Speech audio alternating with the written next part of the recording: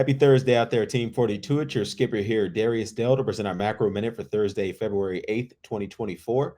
As always, we'll start with the executive summary from today's leadoff morning note. If you would like the analysis supporting these conclusions, as well as what to specifically do about them in your portfolio, you need to be a client of 42 Macro. So we'll start with today's key macro event, which is China's inflation data screams more stimulus, please, and favorable liquidity signals from the U.S. Treasury and BOJ.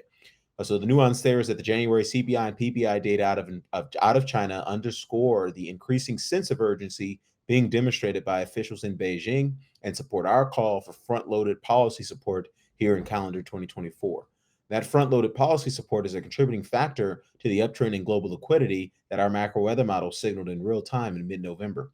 Elsewhere, yesterday's record 10-year Treasury note auction drew solid demand as the award weight of 4.093% was lower than the 4.105% when issued yield.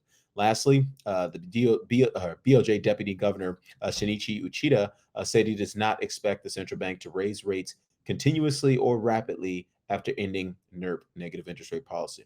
In terms of market implications, as we've argued in our research since urging Team 42 to liquidate China and related holdings last February, the mainland China's economy risks a lost decade plus without significant structural reforms.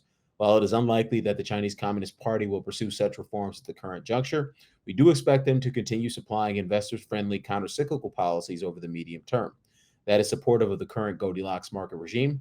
The Treasury auction signal and BOJ forward guidance are positive for global fixed income at the margins from the perspective of lower volatility.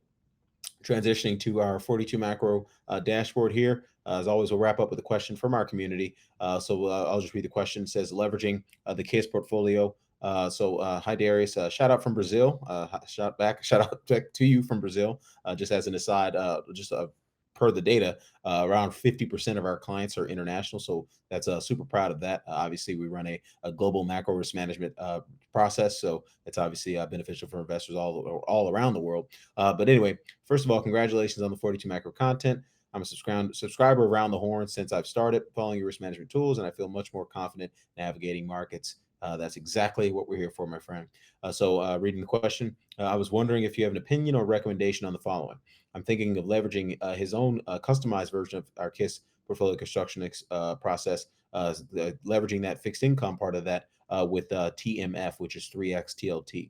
Instead of 60-30-10 regular KISS, I would have a 77-13% TMF and 10% Bitcoin, so increasing the equity exposure. I know TMF has a higher fee and performance can be detracted from volatility decay over time, but this is a higher equity position. Would you compensate? With this higher equity position, compensate for that. So obviously, we're not in the business of providing specific investment advice to individual investors.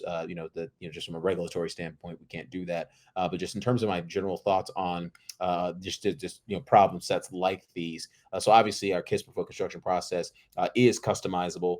We provide all the tools needed to implement the top-down and bottom-up risk management overlays for the basket of ETF exposures or individual exposures, stock exposures, etc., that you would wish to pursue instead of that SPY Ag Bitcoin mix that comes with the stock KISS portfolio construction. Thinking about something like TMF, I'm generally not a fan of leverage ETFs. Typically, what happens with those leverage ETFs is that you experience a lot more volatility than to the downside.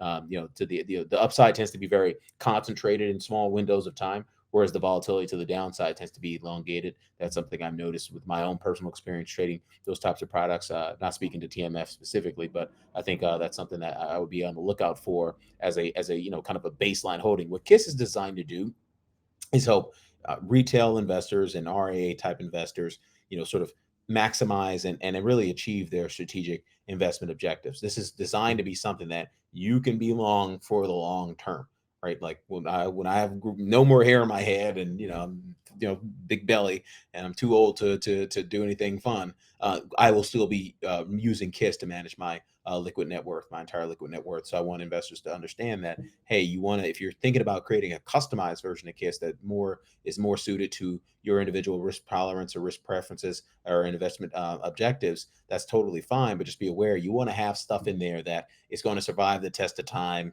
and actually, and really you can really count on it to be there and deliver the kind of returns you need to maximize upside capture in bull markets and minimize downside capture in bear markets over the long period of time. And I'm not so sure that something like a 3x vehicle on something that's already a pretty high beta instrument like TLT will satisfy that. I'm not saying it will or won't, but I personally would not trust it. So just my thoughts on that. So we'll wrap it up there. As always, Darius Dale presenting our macro minute for Thursday, February 8th, 2024. Everyone have a wonderful day. We'll catch you back here tomorrow.